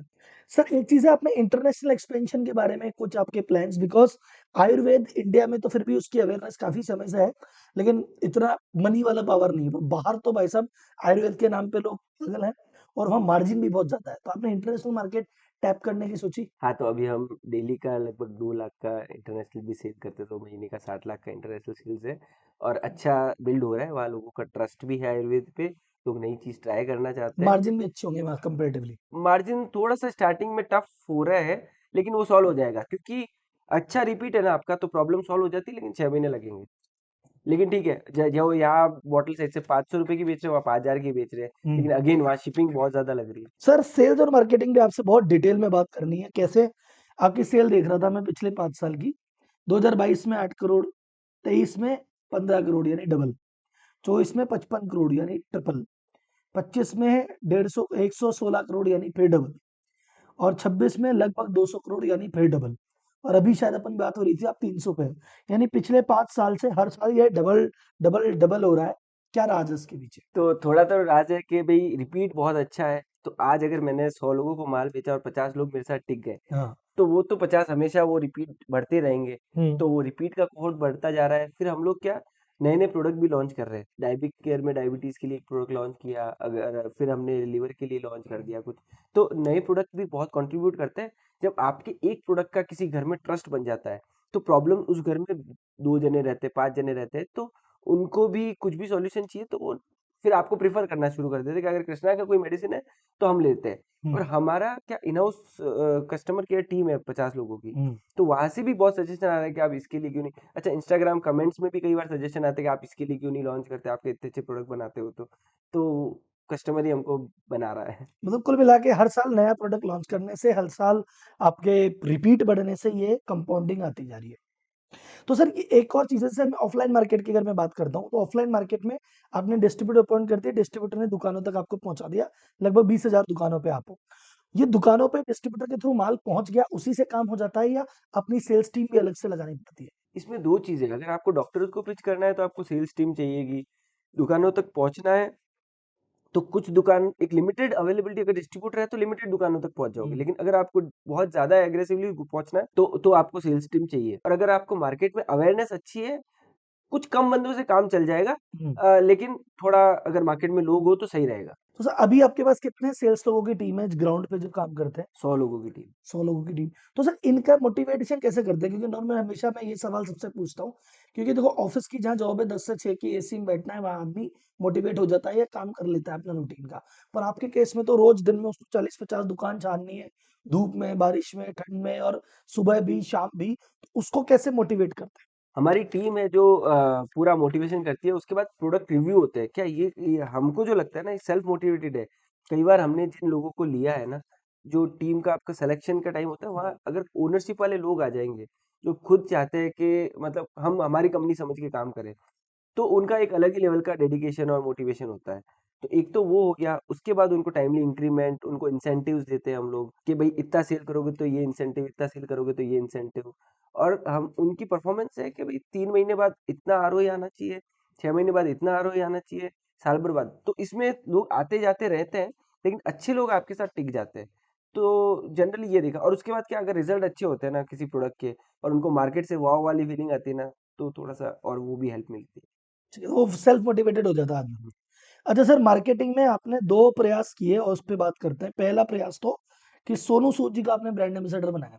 उसके पीछे क्या कहानी? तो जब कोविड वेव आई तो हमने देखा, इतना न्यूज़ आ रहा था, सोनू सूद सर इतनी लोगों की मदद कर रहे हैं और ये हुआ, तो हमको लगा कि हम भी अपने लेवल से जब इतना जूसेस बना रहे थे ना, तो कुछ प्रोडक्शन में चोरी करके, मान लो आप समझ लो, या थोड़ा सा ऐसा करके कि भाई हम कुछ फ्री के प्रोडक्ट निकाल देते थे। हम्म, तो जिसको जरूरतमंद है वो हम उसको लगभग हमने 20-50 हजार बॉटल हमने भी गिफ्ट करी है लोगों को, ठीक है। क्योंकि उस टाइम टाइट प्रोडक्शन था।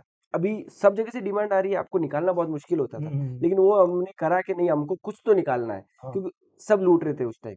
तो कुछ तो आप, अगर वही आपका परख करने वाला टाइम था कि अच्छा कौन बुरा कौन, वैसा था, तो वो हम बहुत अलाइन हुए थे हम लोग। सोनू सूद सर ने जब ये काम शुरू किया कि लोगों को मदद कर रहे थे, तो हमने इंटरनेट से उनका एड्रेस उठाया, और हमारा एक जीवन संजीवनी क्वाथ करके एक काढ़ा आता है, वो इम्यूनिटी बूस्टर जूस है ये, तो उनको भेज दिया था हमने। और उसके बाद मैंने पर्सनली अपने, मेरे पास नंबर भी आ गए थे, क्योंकि उस टाइम तो हर एक के पास उनके नंबर थे, तो अपने फैक्ट्री का वीडियो भेज दिया, प्रोडक्ट की डिटेल भेज दी कैसे लेना है। तो 1-1.5 महीने बाद उनका मैसेज आया कि यार तुम्हारा प्रोडक्ट यूज़ कर रहा हूँ, और मिल गए, और बहुत अच्छे प्रोडक्ट है, अपन को साथ कुछ करना चाहिए इस पे। ऐसे करके फिर वो जर्नी स्टार्ट हुई, सर ऑन बोर्ड हुए, हम्म। सर ने अपने 3 वीडियो दिए, एक ऑर्गेनिक वीडियो दिया, एक हमने साथ डोनेशन करा लगभग 1-2 लाख बॉटल्स का। ऐसे करके हमने ये उनको मतलब इन्वॉल्व करा था। तो सर ये सब उनके ब्रांड एम्बेसडर बनने के बाद सेल में फर्क दिखता है, सेलिब्रिटी का फर्क पड़ता है? हाँ, तो थोड़ा-सा फ़र्क ज़रूर पड़ा, लेकिन बहुत ज़्यादा फ़र्क नहीं पड़ा, क्योंकि जभी भी आप सेलिब्रिटी लेते हो तो आपने अपने लोगों को बता दिया, या सेलिब्रिटी के फॉलोअर्स को इंस्टाग्राम पूरी तरह नहीं बताता, लेकिन बिना बूस्ट करे, लेकिन हम्म, लिमिटेड रीच देता है। हम्म, लेकिन उसके बाद दुनिया को बताना है, तो हमारे को वहाँ पर थोड़ा-सा कम नॉलेज था कि हम कैसे इसको ऐड चलाएँ, क्या करें? अब जब ऐड चल रहा था और जब ये चीज़ें मतलब तब वहाँ हमको एक प्रॉब्लम आई, लेकिन उसने हमको, जब ये प्रेशर आया तो हमको मजबूर कर दिया कि हम कुछ इनोवेट करें, हम कुछ मेहनत करें और कुछ करें। तो जब हमने मेटा ऐड शुरू करे, तो सोनू सूद सर का तो ऐड अच्छा चल ही रहा था, साथ में कुछ दूसरे प्रोडक्ट्स के ऐड, जैसे डायबी केयर जूस, हम्म, एक फैट रिड्यूसर जूस आता है, उस वो चलने लग गए। तो हम्म। लोग सिर्फ बॉटल की फोटो देख के भी खरीद रहे थे, प्रोडक्ट ट्राई करने के मूड में थे लोग, क्योंकि आयुर्वेद पे ट्रस्ट बिल्ड हो गया था ड्यूरिंग कोविड। तो वहां से हमको थोड़ा अच्छा सेल कोविड के करने। टाइम पे ऐसा आ रहा चल रहा था ना, व्हाट्सएप मैसेज भी चल रहे थे इस तरह का कि भाई ये दवाई असर करे नहीं कर रही, काढ़ा असर कर रहा है, गिलोय असर कर रहा है। तो आदमी बोले यार भाई साहब एलोपैथी पे भरोसा नहीं है, काढ़े अपने को ठीक लग रहे हैं। और कई लोग काढ़े पी रहे थे और कई लोग बचे हुए भी थे। कई लोग जो बीमार थे काढ़े पी के ठीक भी हुए, तो वो ट्रस्ट आ गया कि यार फिर तो आयुर्वेद पे करना पड़ेगा। हाँ, तो कोविड बेसिकली आपके लिए एक तरह से इम्यूनिटी बूस्टर आपके लिए बन गया कोविड। कोविड ने बाकी सबकी इम्यूनिटी खराब की, कंपनी की इम्यूनिटी अच्छी कर दी। सर अभी मेरे को एक सवाल आया, मैं एक इंपॉर्टेंट क्वेश्चन ही पूछना भूल गया। ये इसका नाम कैसे रखा आपने श्री कृष्णा, इसके पीछे क्या था? सो कृष्णास भगवान का नाम है, तो हम्म, वैसे अभी आप अपने घर में होता है कि हम जब तुलसी तोड़ते हैं हाँ, तो राम राम करते हाँ। हैं, जनरली कहा जाता है कि राम राम करके तुलसी तोड़ो। तो हमको लगता है इस ब्रांड नेम का भी आयुर्वेद, इस मेडिसिन पे कुछ ना कुछ इफेक्ट आ रहा है, जिससे इसकी पोटेंसी इतनी हाई है। तो शायद मतलब ये सब चीजें कृष्णा की थोड़ी सी, ब्लेसिंग है इस पे। हाँ, ब्लेसिंग्स है सर। सर इसके अलावा इन्फ्लुएंसर मार्केटिंग भी करते हो, तो वो कैसी रहती है पॉजिटिवली, उसका आरओआई वगैरह कैसे रहता है? हाँ, इन्फ्लुएंसर मार्केटिंग वर्क करता है, और हम रैंडमली किन्हीं प्रोडक्ट्स किन्हीं लोगों से नहीं बुला लेते। हम्म, हम लोग, हमारे जो भी इन्फ्लुएंसर मार्केटिंग जो करते हैं वो आयुर्वेदिक डॉक्टर्स होते हैं, वो या तो अपने हेल्थ केयर प्रोफेशनल्स होते हैं। तो रैंडम मार्केटिंग नहीं करते, जो जिम्मेदार आदमी उससे बुलाते हैं, उससे पूरी उसकी बात बताते हैं, इससे क्या फायदा होगा, कैसे लेना है, कहाँ पर प्रॉब्लम आए तो हमारा फ्री डॉक्टर कंसल्टेशन भी कई बार हम लोग उनको दे देते हैं जो हमारे प्रोडक्ट खरीदते हैं। तो वहाँ पर उनका जो भी प्रॉब्लम होती है, कई बार होता है ना कि मैं इसको एलोपैथी के साथ कैसे लूँ, तो ये सारा हम कंसल्ट भी करते हैं। ग्रेट। अब आते हैं सर मेरे फेवरेट टॉपिक पे, ज्यादा लंबा सवाल नहीं है इसमें, तो फाइनेंस जो मेरा फेवरेट टॉपिक है। सर अभी तक आपकी ग्रोथ कैसे फाइनेंस हो रही है, खुद के प्रॉफिट से, लोन से? क्योंकि शायद फंडिंग तो आपने अभी तक भी नहीं उठाई है, 100% ओन इक्विटी है। तो कैसे चल रहा है सर? सो खुद के प्रॉफिट से ही हो रही है। मतलब हम लोग बहुत छोटी-छोटी चीज़ें देखते हैं, हम्म, पैसा बचाते हैं। जोधपुर में है तो ज़्यादा खर्चा भी नहीं है, क्योंकि टीम जोधपुर वाले लोग ही है ज़्यादा, हाँ, और सब लोग एकदम मोटिवेटेड है, सब लोग बहुत, टीम तो बड़ी है, 600 लोगों से ज़्यादा की टीम है, लेकिन सब अपना-अपना काम अच्छे से कर रहे हैं, और चीज़ें अलाइन्ड है। और सबसे बड़ी बात है, शायद से जोधपुर में खर्चे नहीं है, तो अगर मैं गुड़गाँव में हूँ, तो शायद से मैं 4 घंटे तो ट्रैवलिंग में ही बिता दूँगा। तो मेरा टाइम, क्रिएटिव टाइम बहुत बच जाता है हमारा सबका। तो पूरी टीम के पास काम करने के लिए ज़्यादा मौका है। तो खर्चे एक तो कम पाले हुए, बहुत खर्चे पाले हुए नहीं है, और बहुत सोच समझ के हवा में पैसे नहीं उड़ा रहे हैं, कोई ब्रांडिंग अमेज़न पे दबा के ऐड नहीं करे जा रहे हैं। मतलब जितना हम अब बचा सकते हैं उतना बचाने की कोशिश कर, हर छोटी-छोटी चीज़ ट्रैक करते हैं। हम्म, आपको मैं एग्ज़ाम्पल देने के लिए बताऊँगा कि भई मेरा मेटा से आरओआई ये आ रहा है, मेरा हम्म, गूगल से आरओआई आ रहा है, हर एक का आरओआई भी निकाला मैंने। इसके अलावा मतलब बहुत ज़्यादा डीप, मतलब कई बार हमने इंटरनल एक डाटा का टूल भी बना रखा है जिसमें को राइट आरओई कहाँ से आ रहा है पता पड़ा है। आज आप मेटा पे जब ऐड करते हो ना, तो मेटा का डैशबोर्ड आपको सही आरओई नहीं देता। वो फिगर्स बड़े थोड़े अलग होते हैं। गूगल के भी यही कहानी है। तो आपको वो ट्रैक करना आना चाहिए कि मैं सही आरओई कहाँ से आ रहा है। ठीक है, डन सर, परफेक्ट सर। आपने अभी फंडिंग के बारे में क्यों नहीं सोचा, अभी फंडिंग लेनी चाहिए, अभी फंडिंग पे क्यों नहीं सोचा आपने शुरुआत में? क्योंकि जिस स्पीड से अभी मैं कह रहा हूँ ना, स्टार्टअप्स तो आजकल वो बिजनेस चालू नहीं होता उससे पहले फंडिंग लो। अगर गलती से 1 रुपए का प्रॉफिट कमा लिया तो लो फंडिंग लो। लॉस वाली फंडिंग मांग लेते हैं, आप तो सुपर प्रॉफिट में चल रहे हो, देन फंडिंग से अभी तक कैसे दूर? जरूरत नहीं पड़ी इसलिए नहीं ली, ठीक है, फोमो के आगे चक्कर में। विचार आईपीओ लाने का विचार? आगे तो बहुत बड़े प्लान्स है, तो अगर जरूरत पड़ी तो लेंगे। और बिल्ड करना है आयुर्वेद अच्छी। कभी कभी ये विचार आता है कि आपने एक अच्छा प्रोडक्ट बना लिया, अब अगर आप छोटा रख रहे हो इस प्रोडक्ट को, तो आप इससे वो नहीं कर रहे हो, इंसाफ नहीं कर रहे हो। जब आपके पास चीज अच्छी है तो लोगों तक पहुंचाओ, उसके लिए थोड़ा हिट आपको भी लेना पड़े तो लो, लेकिन बड़ा बनाओ। अब सर आयुर्वेद रिलेटेड मैंने बहुत सारे मेरी टीम में क्वेश्चंस निकाले, एक एक करके आयुर्वेद पे जो मैंने मिथ है उसको क्लियर करते हैं। पहला एक चीज है सिर्फ आयुर्वेद वर्सेस एलोपैथी, ये कहीं चलता है, कई लोग को एकदम कैम चुन लेते हैं कि यार आयुर्वेदिक तो पता नहीं क्या होता है, आयुर्वेदिक एलोपैथी लो, ये तो क्लिनिकली प्रूवन है। कुछ लोग कहते हैं नहीं सर ये आयुर्वेद वाले तो गड़बड़, वो क्या एलोपैथी वाले गड़बड़ करते हैं, हम तो देसी उपाय पे जाएंगे। तो आपका क्या इसमें वर्सेस वाले व्यू पे क्या व्यू है? आयुर्वेद को सर्जरी अलाउड नहीं है, तो सर्जरी या कोई भी इमरजेंसी ट्रीटमेंट आपको एलोपैथी में ही लेना पड़ेगा। ठीक है। लेकिन ये है कि कई सारी छोटी प्रॉब्लम्स होती है, उसके लिए बड़े इलाज ना ले लें हम लोग। तो कई बार मैं भी लोगों को इंस्टाग्राम रील में बताया कि भाई अगर कोई ऐसी समस्या है, आजकल रिपोर्ट्स आयुर्वेदिक डॉक्टर को भी देखनी आती है, एलोपैथी डॉक्टर को भी देखनी आती है। तो जब आपका सही डायग्नोस हो जाएगा तो आप कहीं से भी इलाज ले सकते हैं। आयुर्वेद का इलाज साइड इफेक्ट फ्री होता है। आयुर्वेद डॉक्टर्स को प्रेशर नहीं है बहुत ज्यादा कि बहुत ज्यादा उनको पैसा वसूल करना है या ऐसा कुछ है। टारगेट मिले हुए उनको, टारगेट नहीं है, ये मतलब इतना टेस्ट कराओ इतनी। हाँ मतलब पॉजिटिव वे में लेना है। तो लेकिन बस ठीक है, हम लोग एक आयुर्वेद की एक सोच है कि हमको व्यक्ति को अच्छा करना है, और बहुत ज्यादा डिमांड नहीं है अभी तक आयुर्वेद के प्रोफेशनल्स की। मतलब वो रीजनेबल तरीके से काम कर लेते हैं। मुझे एक होता ना, सही बात है आपने जो कहा ना आरओआई वाली बात कि यार इतने पैसे लगा के डॉक्टर मिले तो कमाई तो करनी है, वो आयुर्वेद पे उतना प्रेशर अभी नहीं है। सर एक जो एक मिथ है, ट्रुथ है, आप मुझे बताना कि लोग आयुर्वेद इसलिए भी नहीं लेते कि स्लो होता है बहुत। मतलब एलोपैथी में क्या यार कुछ भी प्रॉब्लम है अभी दवाई ली 1 घंटे में आदमी चंगा, और बोले आयुर्वेद की तो यार 15 दिन 20 दिन महीने भर गोलियां लेते रहो, इतना लंबा कौन करेगा? इस पे क्या कहते हैं आप? आयुर्वेद रूट कॉज पे काम करता है। हम्म। और मॉडर्न मेडिसिन थोड़ा सा जैसे आपको पेन है, कोई हम्म। चीज हेडेक हो रहा है, तो कोई कारण होगा, हो सकता है आपकी बॉडी में गैस बनी हुई हो या कुछ और होगा, तो आपका हेडेक हो रहा है। लेकिन अगर आपका पेन किलर से आपका हेडेक का सेंस होना बंद हो गया, तो आपने प्रॉब्लम तो नहीं सॉल्व करी, आपको बस वो सेंस होना बंद हो गया। आपने बुखार था, पैरासीटामोल ले लिया, आपका 4 घंटे बाद वापस आएगा, लेकिन वो प्रॉब्लम सॉल्व नहीं हुई। तो हम लोग रूट कॉज पे काम कर रहे हैं। हम लोग कह रहे हैं कि भाई आपको शुगर है तो हो सकता है 3 महीने लगेंगे, लेकिन हम आपको लाइफस्टाइल भी बोलेंगे, हम आपको ये सारी मेडिसिन भी बोलेंगे और सॉल्व करके देंगे। लेकिन ऐसा नहीं कि आप गोली लो और कुछ भी खाओ पियो मजे करो, तो वो नहीं। मतलब हम रूट कॉज पे काम करते हैं, इसलिए आयुर्वेद में थोड़ा ज्यादा टाइम लगता है। बहुत मतलब इमीडिएट पक्का इफेक्ट, इलाज होता है। लेकिन पक्का इलाज होता है। ठीक है सर। सर ये एक और चीज है कि जैसे आयुर्वेद प्रोडक्ट के भाई दवाई के बारे में कहते हैं कि यार अगर आपको बुखार हो गया कुछ भी हो गया तो पहले डॉक्टर से दिखाओ, पर्ची लो, लिख के दे तो दवाई लेना।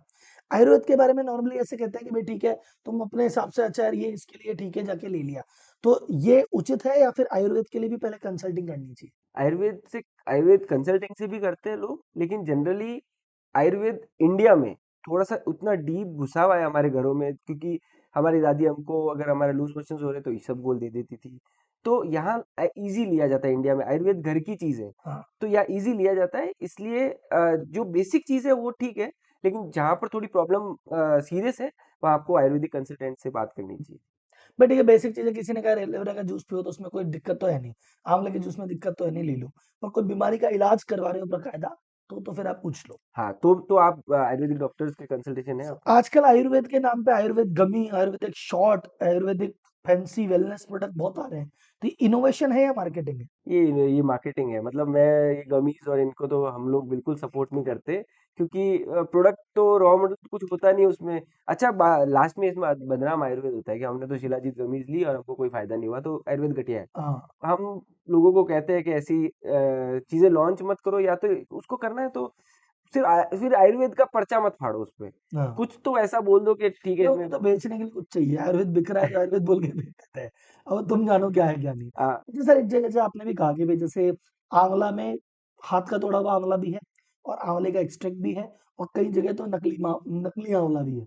तो अब मैं आयुर्वेदिक प्रोडक्ट खरीदते टाइम आदमी कैसे, एक आम आदमी कैसे चूज करे कि यार ये उचित है और ये ठीक नहीं है, ये ठीक है ठीक नहीं है, कोई टेस्ट या कोई तरीका है जांचने का? हाँ, इसमें जब आप ऐसे कोई चीज लेने जाए तो थोड़ा सा उसके बारे में रिसर्च करेंगे तो ज्यादा अच्छा है कि ये एक्सट्रैक्ट से बना हुआ है कि रॉ हर्ब से बना हुआ है, इसका ब्रांड जो है उसकी रेपुटेशन कैसी है, थोड़ा उसके बारे में आजकल तो रिव्यूज मिल जाते हैं, सोशल हम्म मीडिया पे रिव्यूज देख लिए, कहीं पे रिव्यूज देख लिए, तो उससे भी पता पड़ जाता है। मतलब ज्यादातर अमेजोन पे अगर आप खरीदने जा रहे हो तो आपको रिव्यूज दिखते ही है। सर नेक्स्ट क्वेश्चन यही था मेरा, इसी से था। आजकल रिव्यू भी आदमी फेक डाल रहे हैं बहुत सारे, कि कोई भी ब्रांड होता है वो फेक रिव्यूज डलवा के खुद के, और कईयों को तो जैसे मैं फेक रिव्यूज तो पकड़ लेता हूँ। आजकल तो मेरी आदत हो गई, रिव्यूज में देखता हूँ वो जहाँ पे आता है ना कि 5 स्टार डालते हैं कुछ लिखते नहीं है, या यहाँ पे 5 स्टार डाल के एक्सीलेंट एक्सीलेंट सब लिखते, तो लगता है तो एक एजेंसी को ठेका दिया हुआ है कि मेरे को भाई 1000 रुपए में से 10 रुपए पर रिव्यू के लो और 1000 रिव्यू दो, तो ऐसे ठेके वाली एजेंसियां भी है। तो अब मैं उसको फेक रिव्यू और टेस्टिमोनियल्स का भी बहुत तगड़ा इशू आ गया ऑनलाइन पे भी, मैं कैसे इसको पकड़ूं? ये बहुत टफ है, हाँ मतलब इसको पकड़ना, लेकिन आपको थोड़ा सा अपना दिमाग लगाना पड़ेगा। अब मैंने भी कहीं देखा कि हमारे बाद कोई प्रोडक्ट लॉन्च करता है और आज हमारे से ज्यादा रिव्यू आ जाते हैं उनके, हाँ तो हम खुद भी परेशान है क्योंकि हम तो ईमेल भेज रहे हैं। अब ईमेल भेजने से वो लोग रिव्यू दे नहीं दे, लेकिन ये थोड़ा सा टफ है, लेकिन ट्राई एंड टेस्ट वाला चीज है। ठीक है सर, ये जो आजकल मतलब कई लोग ब्रांड्स आते हैं जिसपे वो क्लेम करते हैं हम 100% नेचुरल, हर्बल, केमिकल फ्री, पर वो होते हैं कि नहीं होते, कैसे चेक कर सकते हैं, कुछ है वो तरीका? तो सारा इंग्रेडिएंट्स लिखा हुआ होता है उसमें ठीक है। कि क्या है क्या नहीं है। अभी बहुत छोटा ब्रांड होगा तो उसका कई बार वो कुछ लिख सकता है, लेकिन एक लिमिट के बाद एक ब्रांड को सारा चीजें डिस्क्लोज करनी पड़ती है, पैकेजिंग पे ऑडिट्स होती है, सब कुछ होती है, तो बदमाशी नहीं कर सकते। सर एक कस्टमर इनसाइट, आप इतनी सेल्स करते हैं, ऑनलाइन करोड़ों की सेल आपकी हो रही है, 10-20 करोड़ महीने की सेल हो जाती है, तो आप कोई कस्टमर इनसाइट शेयर करना चाहें कि यार जब हमने जब मार्केट किया तो ये चीज निकल के आई, हमको बड़ी इंटरेस्टिंग लगी? अलग अलग इंसाइट इसमें मतलब प्रोडक्ट वाइज है। जैसे हमारा एक प्रोडक्ट है शी केयर जूस, हम्म। अब उस पे फीमेल्स बहुत मतलब एक आपको मैं विचित्र इंसाइट बताता हूँ कि हाँ एक हमारा प्लीज। प्रोडक्ट है उसमें हमको प्रॉफिट नहीं बन रहा था, तो हम्म। हमने देखा यार प्रॉफिट क्यों नहीं बन रहा है इस पे, रिपीट है नहीं है, तो देखा तो कोलेस्ट्रॉल केयर जूस है। अब उसका 3-4 बॉटल में प्रॉब्लम ही सॉल्व हो जाती है, हम्म। तो उसका कॉहर्ट कभी बड़ा होता ही नहीं है, तो लॉस मेकिंग हो जाता है क्योंकि पहले तो इतना महंगा कस्टमर लाए और उसने जल्दी प्रॉब्लम सॉल्व कर दी, तो ये भी एक प्रॉब्लम है कि जल्दी प्रॉब्लम, लेकिन ठीक है, उसमें देखो अच्छी चीज है, आपको जरूरत पड़ी तो उसमें आप रेट बढ़ा सकते हो। नहीं नहीं, लेकिन उसने ब्रांड बना दिया आपका तो बाकी प्रोडक्ट हाँ, बिक और जाएगा। आपका अगर अगर हाँ आपका अगर वो प्रोडक्ट अच्छा गया ना, तो 10 लोगों को सजेस्ट भी करेगा, ऑफ कोर्स आपका भी इंसाइट ये अच्छा है कि हम्म। वो 4 चीजें और खरीदने को प्रमोट करेगा लोगों हाँ को। हाँ हाँ। भाई मैं कह रहा हूँ यार ये बहुत सही चीज थी, मैं तो चार चार बार लिया, मेरा तो ठीक हो गया, तो ये भी ले लेते हैं इसका, फिर सारी प्रोडक्ट मैं आप ही के चार्ज करूंगा। मैं कस्टमर इंसाइट में एक और पॉइंट बताऊँ, हाँ प्लीज। तो कस्टमर इंसाइट में मैंने सीक्रेट जूस में सबसे ज्यादा इंसाइट देखा है कि अभी क्या हुआ ना कि हमने एक प्रोडक्ट लॉन्च किया सीक्रेट जूस, अब वो एकदम से 2 साल में बहुत बड़ा हो गया, टॉप हम्म। प्रोडक्ट बन गया। तो फिर हमने देखा तो ये जो इरेगुलर पीरियड्स की प्रॉब्लम है ना, ये बहुत बड़ी है, जो लोगों को इतना एड्रेस नहीं है और उसके बारे में बात भी नहीं करते लोग। इंडिया में थोड़ा एक शायनेस भी है थोड़ी सी इसके बारे में बात करने के लिए, लेकिन उसके बाद जब फीमेल्स अपने रिव्यू लिखती है ना, तो हम लोग अपने इंस्टाग्राम स्टोरी में उन सारे रिव्यूज का स्क्रीनशॉट डाल के रख देते हैं, हम्म। हमारे हाईलाइट्स है उसमें, तो इतने अच्छे और प्यारे रिव्यूज आते हैं हमको उसके कि मेरे ये प्रॉब्लम थी, इतने टाइम से पीरियड्स नहीं आ रहे थे, 8 महीने बाद मेरे को, लोग कॉन्ट्रासेप्टिव पिल्स खा रहे हैं पीरियड्स लाने के लिए, जो हम्म। फीमेल है, तो वो जब उनको नेचुरल पीरियड उनकी इतनी खुशी मिलती है, और उससे जो आपको जब वो रिव्यू मिलता है तो आप एकदम चार्ज हो जाते हो, मतलब कि एक ठीक है D2C यार अपन कुछ फाउंडर अच्छा तो काम मतलब कर रहे कुछ हैं। तो कर लिया आपने, तो सही ये है। है। भाई पैसा एक अलग बात है, पर ये सेटिस्फेक्शन कि यार हमारा प्रोडक्ट से कुछ फर्क पड़ रहा है वाली बात।